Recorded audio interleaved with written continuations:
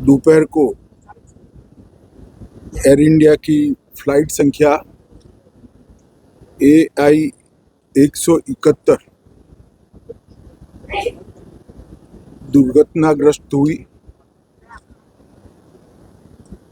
और कई पैसेंजर इसके अंदर हताहत होने की संभावना है।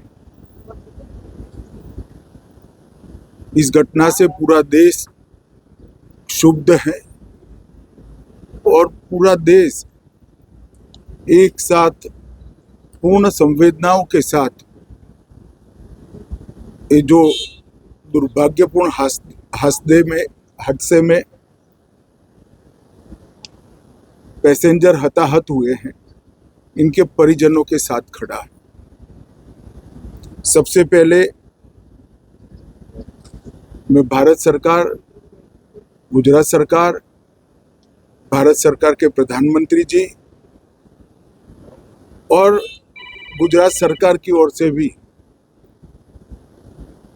जो लोग हताहत हुए हैं, इनके परिजनों के प्रति गहरी संवेदना व्यक्त करता हूं। 10 ही मिनटों में हादसे के भारत सरकार के पास सूचना पहुंची।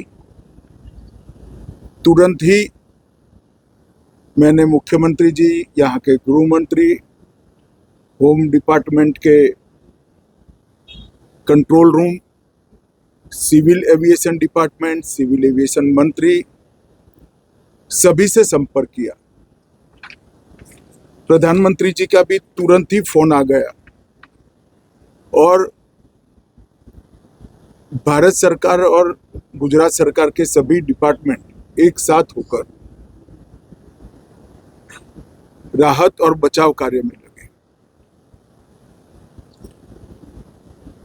इस विमान में कुल मिलाकर 230 यात्री देश के और विदेश के और 12 क्रू मेंबर सवार थे। इसमें से एक यात्री का बचने का अच्छा समाचार मिला है, मैं उनको मिलकर आया हूं।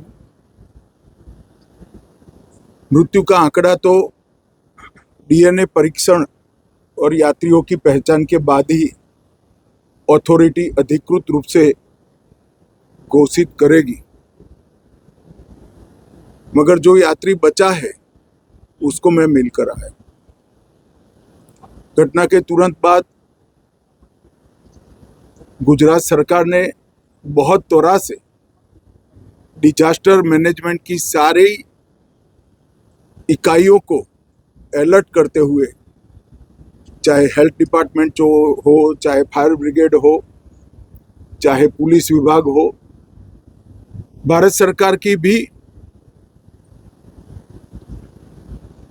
CAPF को संपर्क कर सभी ने एक साथ मिलकर राहत और बचाव का कार्य चालू किया। मगर 1.25 लाख लीटर ईंधन विमान के अंदर ही था और लगभग गर्मी, तापमान इतना ऊंचा हो गया कि किसी को बचाने की मौका ही नहीं मिला। अब मैं घटना स्थान पर भी जाकर आया हूं। सारे यात्रियों के मृतदेह को बाहर निकालने का काम लगभग समाप्त हो चुका है। जितने यात्रियों के परिजन यहाँ पहुंच चुके हैं, वो सबका DNA लेने की कार्यवाही भी 2-3 घंटों में समाप्त हो जाएगी।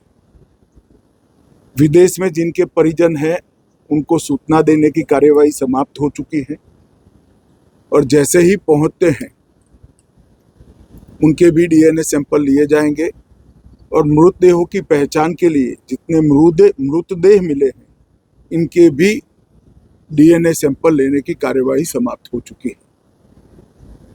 गुजरात में ही लगभग 1000 के आसपास DNA टेस्ट करने पड़ेंगे। ये सभी टेस्ट करने की क्षमता गुजरात में विकसित है। तो डीएनए टेस्टिंग के लिए कहीं गुजरात के बाहर जाने की ज़रूरत नहीं पड़ेगी। गुजरात की एफएसएल और नेशनल फॉरेंसिक साइंस यूनिवर्सिटी दोनों मिलकर कम से कम समय में डीएनए का परीक्षण पूरा करने के बाद परिवारजनों को अपना मृतदेह परिजन का मृतदेह सौंपने का काम करेंगे। उनके रहने की सुविधा, उनकी सांत्वना की सुविधा, जिनको मेडिकल प्रॉब्लम ट्रॉमा के कारण हुई है, इनकी मेडिकल की सुविधा, ये सारी व्यवस्था बहुत सुचारू रूप से